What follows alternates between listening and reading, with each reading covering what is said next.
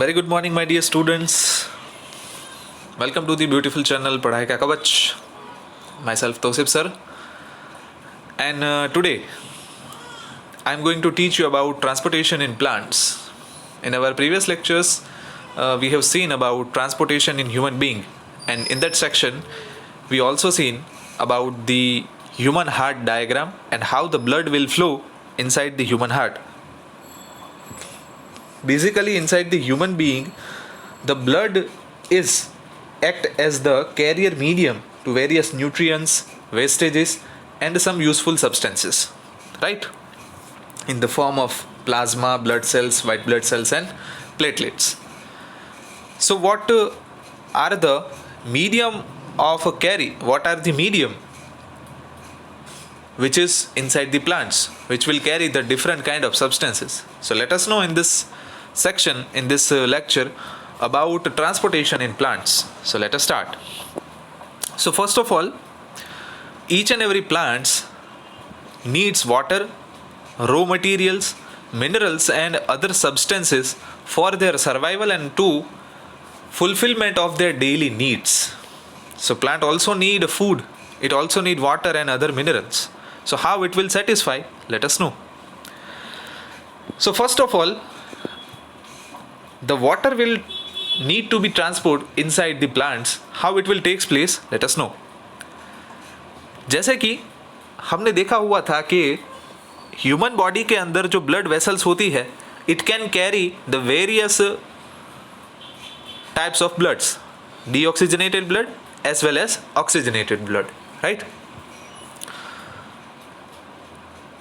और प्लांट्स के अंदर जो ये वेसल्स है उसको नाम दिया जाता है टिश्यूज़. हमने 9th स्टैंडर्ड के अंदर जब टिश्यूज़ के बारे में पढ़ा था, तो 9th स्टैंडर्ड के अंदर टिश्यू एक बहुत ही इंपॉर्टेंट टॉपिक था और उसके अंदर हमने प्लांट्स में 2 तरीके के टिश्यू पढ़े हुए थे डिटेल में, और उसका कंस्ट्रक्शन भी पढ़ा हुआ था, xylem tissue and phloem tissue.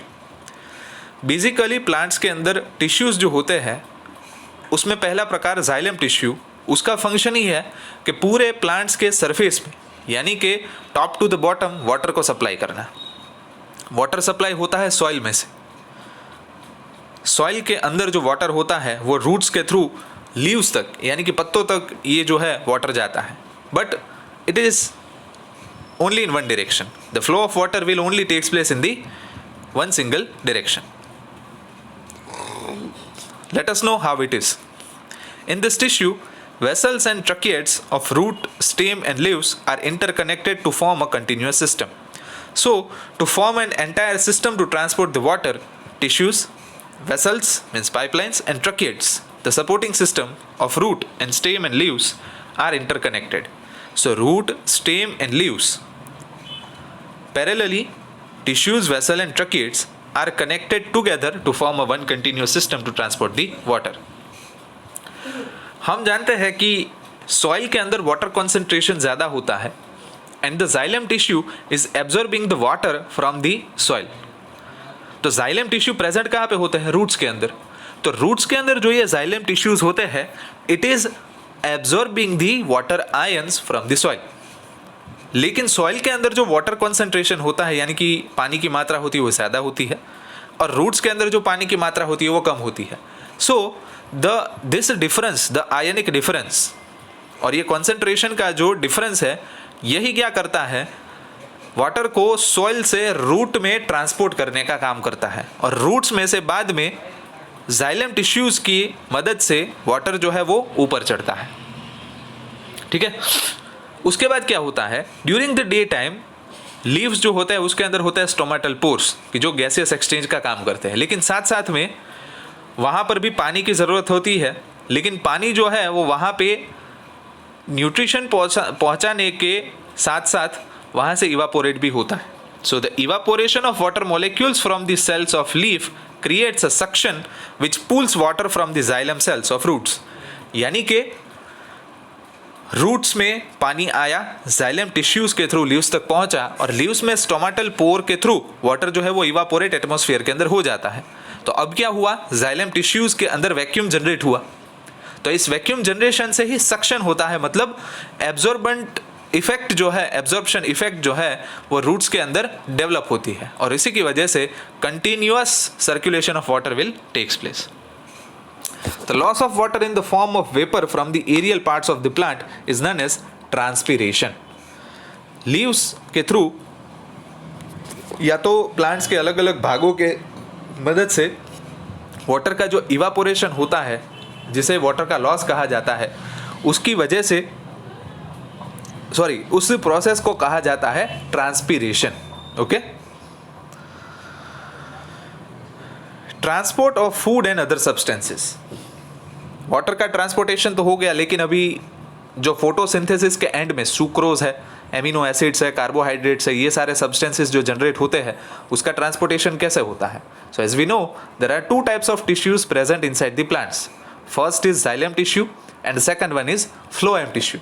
तो जाइलम टिश्यूज का काम है टू ट्रांसपोर्ट द वाटर और जो फ्लोएम टिश्यू है उसका काम है to transport the food and other substances. Okay. This transportation of soluble products of photosynthesis is called translocation. इस ट्रांसपोर्टेशन को क्या कहा जाता है? Translocation. And it occurs in the part of vascular tissue known as phloem. So phloem के द्वारा ये जो फूड पार्टिकल्स है वो अपवर्ड डायरेक्शन भी मूवमेंट करते हैं और डाउनवर्ड डायरेक्शन भी मूवमेंट करते हैं. Because for the growth of plant the food is required on the top surface of the plant as well as in the bottom surface of the plant, which is under the soil. Example, roots.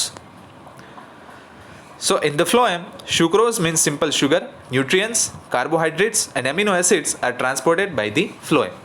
तो ये है students transportation in plants का section, यहाँ पे over होता है.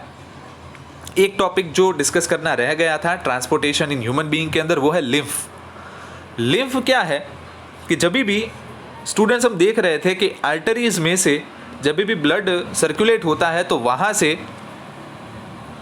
Blood जो है वो कभी कभी बार लीक हो जाता है. जैसे कैसे हम नल में से पानी निकालते तो कहीं से लीकेज हो जाता है, तो वैसे ही आर्टरीज के अंदर से जब भी ब्लड सर्कुलेट होता है तो ज़्यादा प्रेशर होने की वजह से कई बार ब्लड वहाँ से लीक होता है.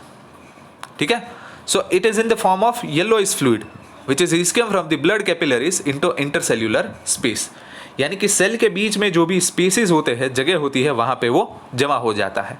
इसे कहा जाता है lymph. Lymph flows from the tissues to the heart assisting in transportation and destroying germs. ये जो लिम्फ जो है इंटरसेल्यूलर स्पेसेस के अंदर जमा होता है वो टिश्यूज के अंदर जमा होता है और हार्ट को असिस्ट करता है ट्रांसपोर्टेशन और डिस्ट्रॉइंग जर्म्स, यानी जर्म्स को बाहर निकालने में और उसको डेस्ट्रॉय यानी कि खत्म करने में मदद करता है. So this is the small topic which is remaining while we are discussing the transportation in human being. So please taken into consideration this topic lymph. उसके बाद है हमारा टॉपिक एक्सक्रीशन. डाइजेशन हमने पढ़ा, रेस्पिरेशन पढ़ा और transportation. 3 important life processes we are already discussed. अब आता है एक्सक्रीशन. एक्सक्रीशन का मतलब क्या होता है?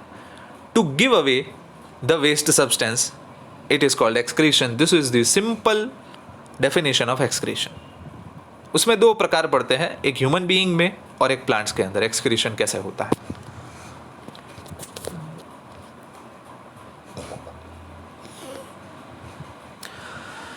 The process of removal of harmful metabolic waste from the body is called excretion. यानी कि at the end of digestion and respiration, the amount of waste products or waste substances that is collected inside the body and the process of its removal is called excretion. Generally, inside the human being, the excretory system consists of kidney, urinary bladder, ureter and urethra. यहाँ पे दिखाई गई है वो system, खास करके देखिएगा. जो ह्यूमन एक्सक्रीटरी सिस्टम होती है उसके अंदर सबसे पहली होती है किडनी. यहाँ पे दिस टू, ये जो आपको सुपारी बीटल नट जैसी दिख रही है, इसे कहा जाता है kidney. There are 2 kidneys, a pair of kidneys present inside the human body, left and right, and the kidney are the filtration units. Kidney जो है वो एक तरीके से प्यूरीफायर यूनिट है हमारे पूरे बॉडी का, कि जिसके अंदर जो भी वेस्टेज प्रोड्यूस होता है हमारे शरीर में वो वहाँ पे फिल्टर हो जाता है. So pair of kidneys and then after ureter, यानी कि वो वेस्ट को बाहर ले जाने के लिए जो पूरी की पूरी एक नली होती है इसे कहा जाता है ureter. Okay, and this ureter leads to और form into the urinary bladder.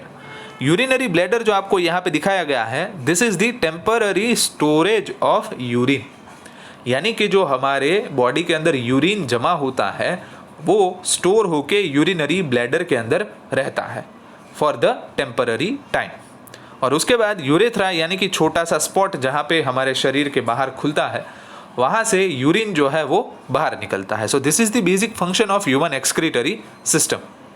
C here, kidneys are located in the abdomen on either side of the backbone, यानी कि हमारे पीठ के लेफ्ट और राइट सेक्शन के अंदर जो एब्डोमेन जहाँ पे हम कहते हैं, यानी कि हमारे साइड बाजुओं का भाग, पेट के नीचे का एकदम नीचे का बाजुओं का भाग, लेफ्ट और राइट, वहाँ पे किडनीज लोकेटेड होती है.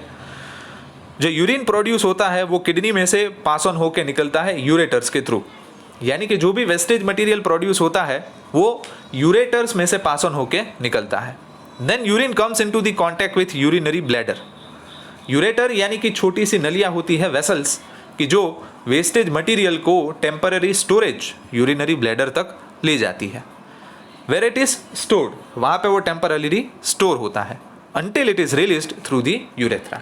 यूरेथ्रा यानी कि एक छोटा सा ओपनिंग कि जहाँ से जो यूरिन है वो बाहर निकलता है. So this is the entire human excretion system. Okay, उसके बाद आता है एक्सक्रीशन इन प्लांट्स. प्लांट्स भी क्या सर एक्सक्रीट करते हैं वेस्ट? डेफिनेटली करते हैं, लेकिन उसकी स्ट्रेटेजीज अलग अलग है. किस तरीके से, आइए चलिए देखते हैं. Parts use different strategies for excretion of different products. First, oxygen and carbon dioxide is diffused through stomata, यानी कि प्लांट के लिए ऑक्सीजन जो है वो वेस्ट प्रोडक्ट है और CO2 जो है वो यूजफुल प्रोडक्ट है, तो वो उसको एक्सक्रीट करता है स्टोमाटल पोर्स के थ्रू. ये पहली सिस्टम. दूसरा, excess water is removed by transpiration. So the excess amount of water which is present inside the plant body is excreted through the stomatal pores, as we know, inside the transportation of plants, which is called as transpiration. So transpiration के through ये excrete करता है क्या? Excess amount of water को. Third, plants can even lose some of their old parts like leaves and bark of tree. हम देखते हैं कि कभी कई बार जो पत्ते हैं कि पीले पड़ जाते हैं, खराब हो जाते हैं, वो नीचे गिरे हुए होते हैं, पूरा का पूरा ढेर होता है पत्तों का और डालियों का. Fourth, other waste product like resins and gums, especially in old xylem shells, which can also be lost by plants. Resins यानी कि सेब है, आम है, ड्राई फ्रूट्स है, वो पक जाते हैं, तभी वो फ्रूट्स जो है वो अपनी डालियों से और पत्तों से गिर जाते हैं एक साथ. और गम्स यानी कि गूंद जिसे हम कहते हैं, वो भी कई बार जब जाइलम सेल्स पुराने हो जाते हैं, यानी कि फल पक जाता है, उसके बाद वो नीचे गिर जाता है. प्लांट्स के लिए तो ये भी एक प्रकार का वेस्ट है, जो फ्रूट्स है वो. ठीक है. Fifth, plant also secrete some waste substances into the soil around them. कई बार प्लांट्स जो है वो रूट्स के आजू बाजू जो जमीन होती है उसके ऊपर भी कोई वेस्ट सब्सटेंस एक्सक्रीट कर देता है. So basically this is the excretion system for the plants. This 5 are the excretion system. Okay, I hope that it is very clear to you how the excretion system will work inside the human being and inside the plants. That's it for today's lecture. Next lecture में हम discuss करेंगे आगे के units. Thank you.